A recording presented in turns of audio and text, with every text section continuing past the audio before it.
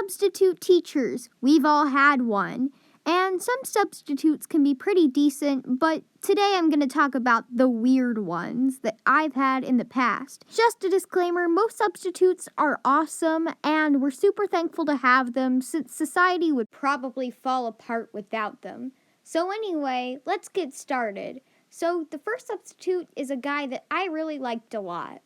We're going to call him Mr. Foghorn, and he was the substitute teacher for our class. A fun fact about Mr. Foghorn is that he fought in the Korean War, which, honestly, thank you so much for your service in making America great. My ears are burning. He was our substitute quite a few times, so all the kids in our class knew him and pretty much liked him. He was also an auctioneer in his spare time, which was pretty cool, and he had a solid Donald Duck impression too. But the story that sticks with me the most is this one. All right, kids, I'm done with attendance. Who wants to bring the sheet up to the office?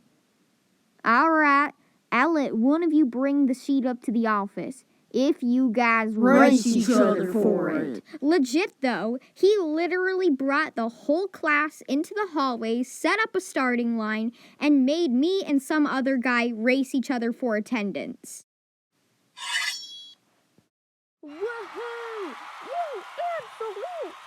Woo! Go! Go! Go! Woo! On your mark. Get set. Go. Yeah, I won, but only because the other guy tripped. Otherwise, I would have totally lost. But honestly, it seems kind of funny. I mean, like, the office ladies must have been so confused when I came in.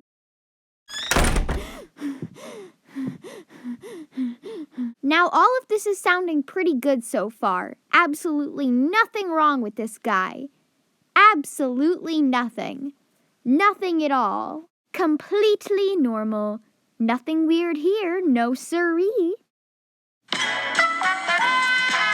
He was a conspiracy theorist who believed in aliens. Of course, he wasn't harming anyone with his beliefs. He was completely harmless, and he can believe whatever he wants without scrutiny. Especially when there's people that believe in much weirder stuff. And I do believe that there's other life in the universe, but to hear your teacher go on about the green and praying mantis aliens in full confidence, it's just a little much. So then the alien tried to come at me from behind, so I crane kicked it. Boom! But that didn't work, so I had to crane kick it some more, and I barely made it out with my life. Overall, he was a great guy and a better substitute. So thank you, Mr. Foghorn. You were really, really great. Y'all thank me when the invasion's gonna come and you won't get probed.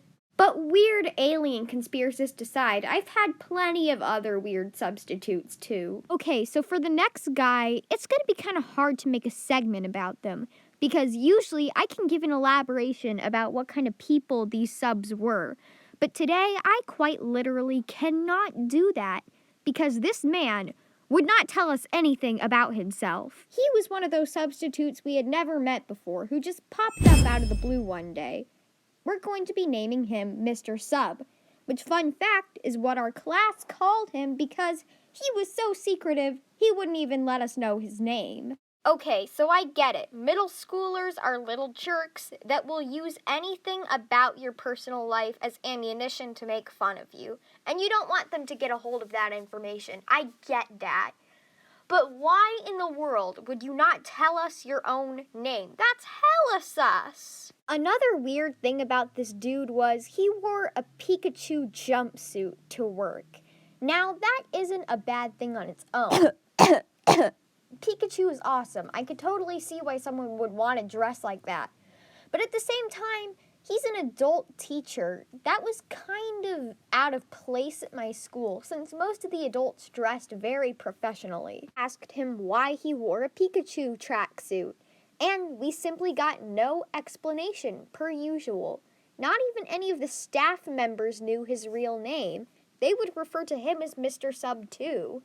And whenever the security guards would walk by, he would freeze up, which is pretty sus, my guy. I'm not trying to suggest he was a convict, since I have absolutely no real evidence to support that, but man, he is setting off some vibes. I had a really weird interaction with this guy. For some context, I was a jokester when I was little, okay? Not a class clown, but I had been fine-tuning my comedy work for years on the off chance that I would have to use it.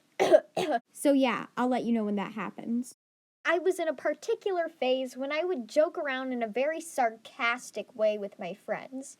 Usually I would say something mean or threatening, and then I would follow it up with something nice to offset the tone.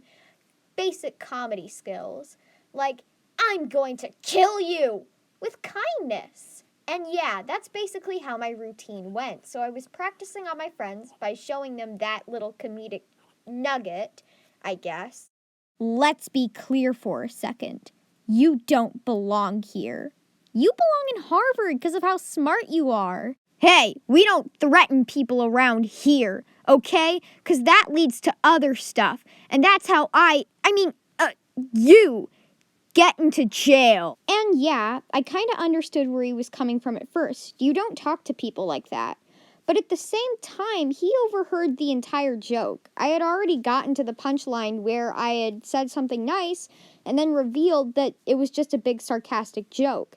So either he didn't know it was a joke or he simply refused to acknowledge that it was. But yeah, that's basically the way Mr. Sub was. He would act all aloof and as if he didn't care, but then out of nowhere, something completely random would trigger him and make him so angry. This was just one of the guys that was only around 1 or 2 times, so again, I don't really have much material to work with here, but man, he made a memorable impression.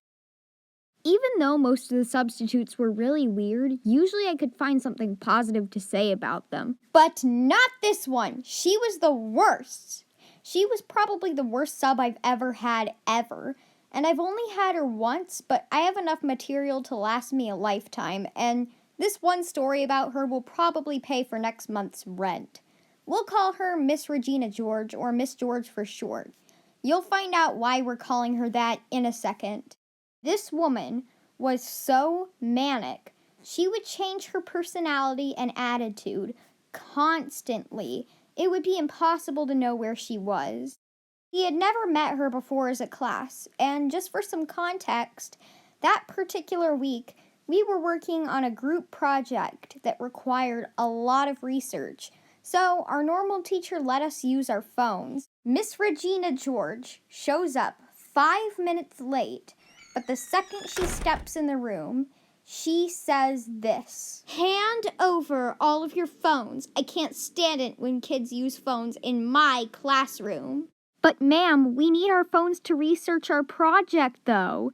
Well, you guys do have textbooks, right? Just use those, okay?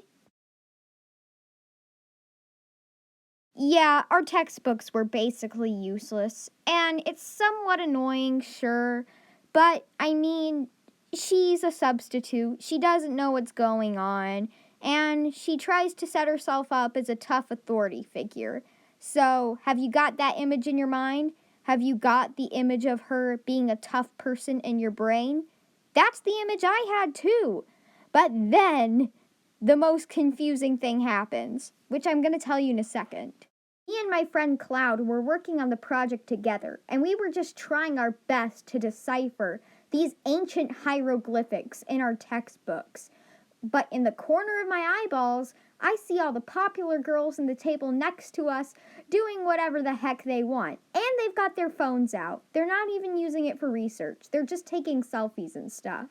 And then I see Miss Regina George. And me and Cloud are ready for a show.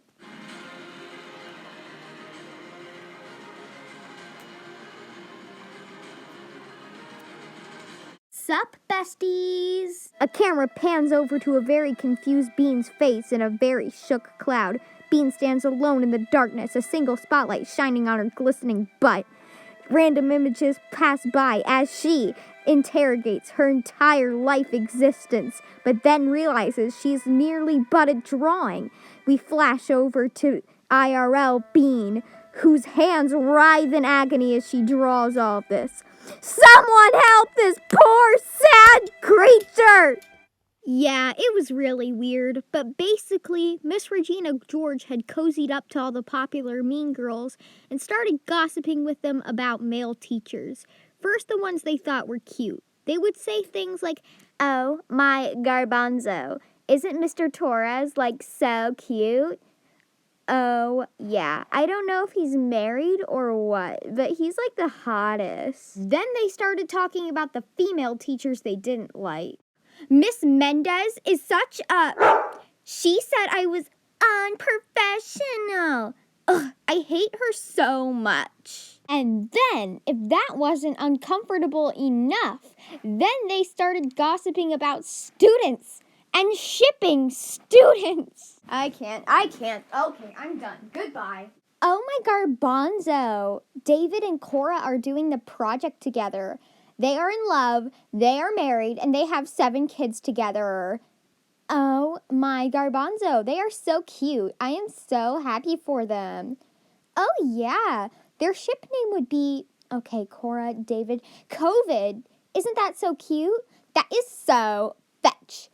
Gretchen, stop trying to make fetch happen. It's not going to happen.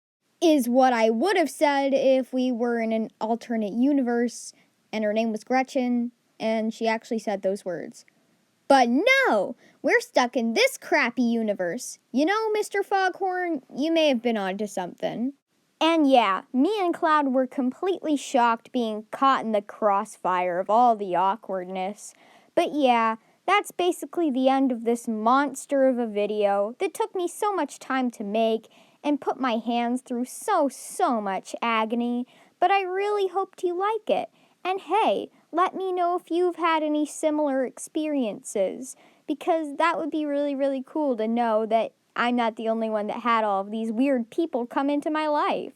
So yeah, goodbye, eat your vegetables.